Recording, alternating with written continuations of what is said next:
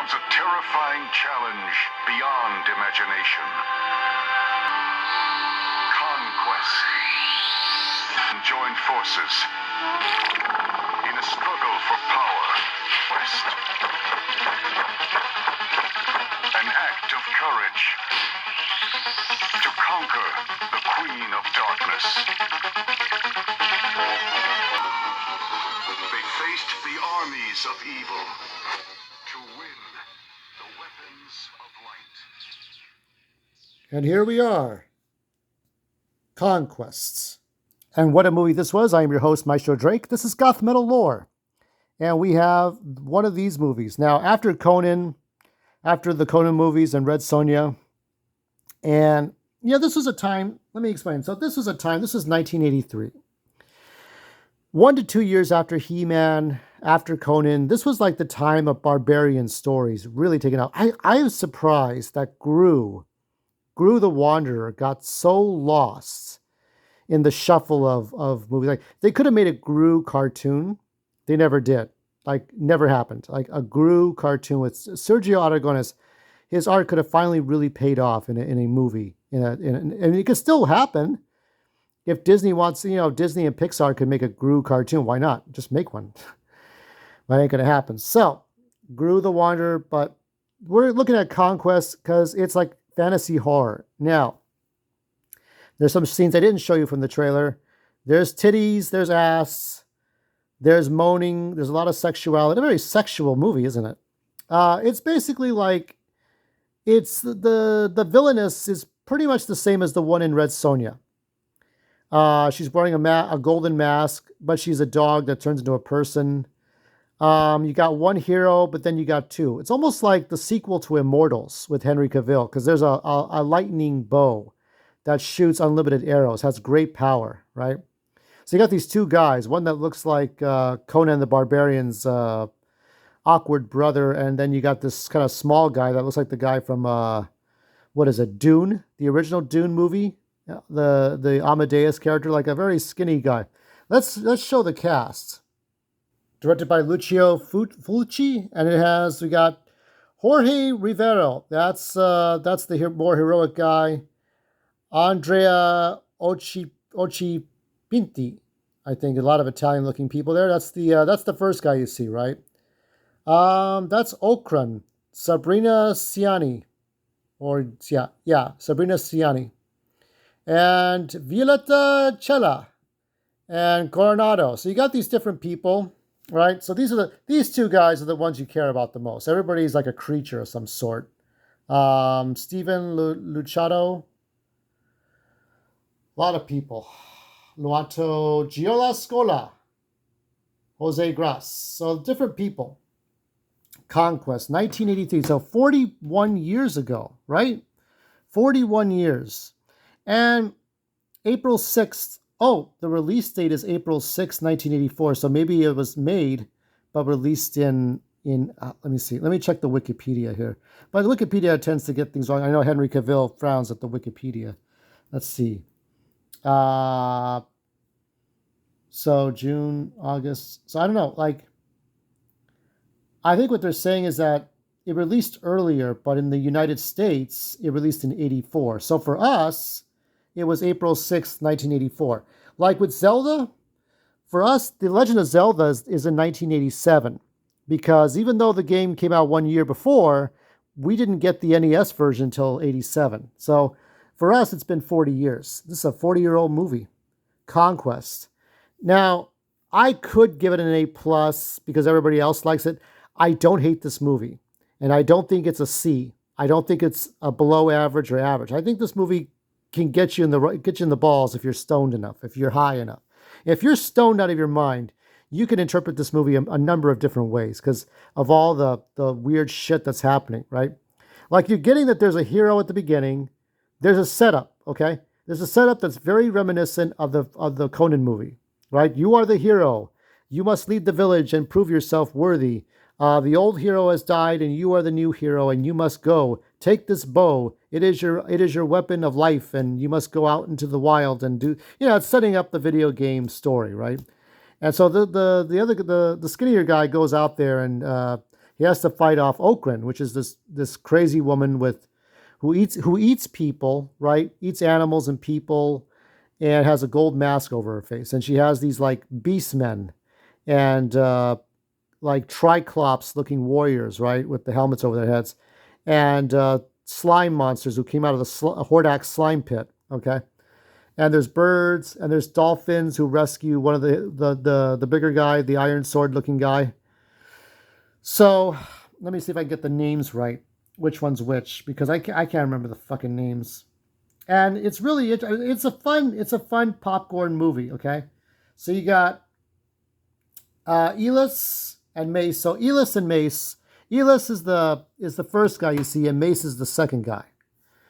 And if like I always thought the very first mini comic from Masters of the Universe plays out like the first few minutes of Conan, where the hero must leave the village and he must prove himself, but he's all by himself, and the pacing is very, very slow, like R2-D2 walking, rolling through the Junlin wastes. You're looking for different people, right? And as you find them, you build an army, and then you fight the bad guy. In this case, there's only like two people, right? There's only two. There's nobody else.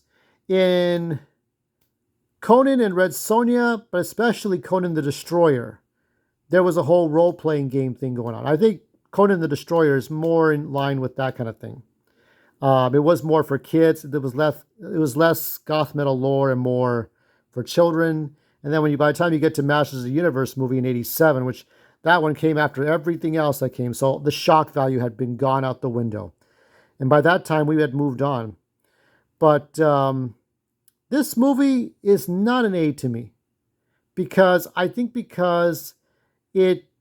it was very unfocused. That's why you need to get high on these things. You need to get high to watch this movie and be focused. Otherwise, if you're sober watching this, you're like, what is really happening here? But you're enjoying the moments. You're enjoying the snake curling up against the naked body. She's getting the Ogren's getting off on stuff. You don't know what. Everybody is serving her every need. There's metaphors of sucking dick and all this shit. There's nudity. There's toplessness. There's a lot of things going on. It's a very sick cult of people. It's very simple. It's these two guys that go on this journey. They're very different. One, the Mace doesn't believe in killing animals. Prefers animals over people.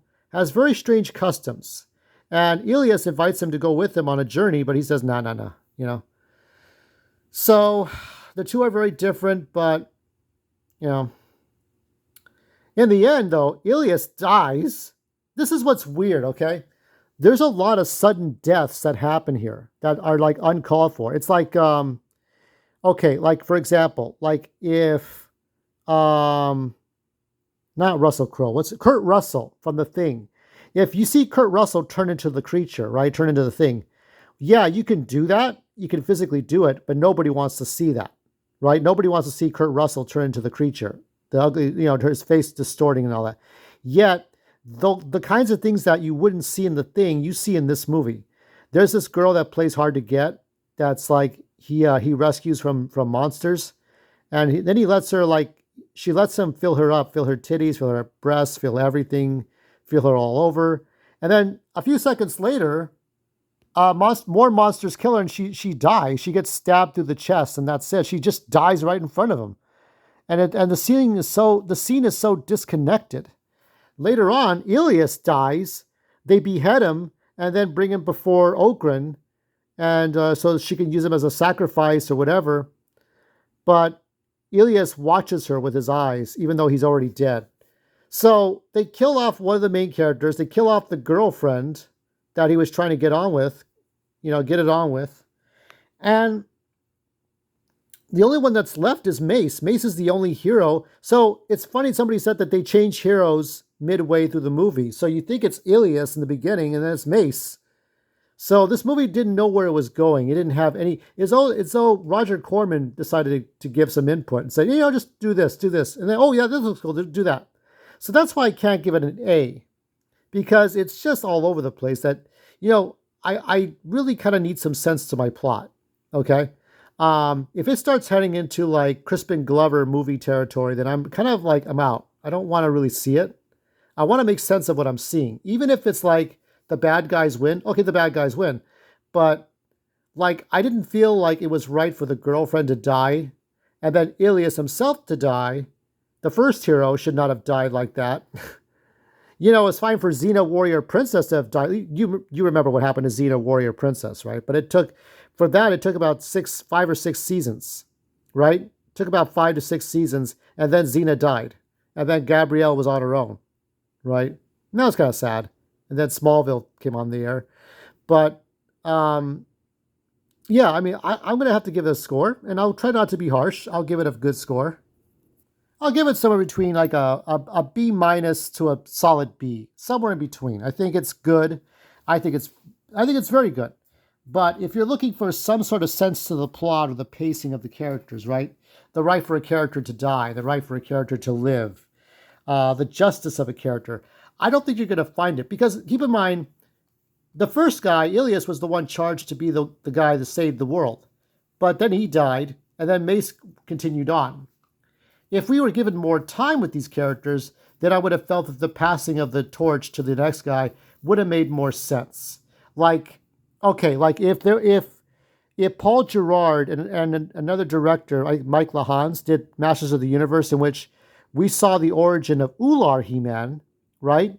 But we didn't see Prince Adam until the last 15 minutes of the movie, because Skeletor stabs He-Man, He-Man stabs Skeletor, and it looks like they both fall over the cliff down a ravine, like 100 feet down or 200 feet down, and they're both dead, except, like Demo Man tells Skeletor, I'm not done with you yet, so Skeletor gets up.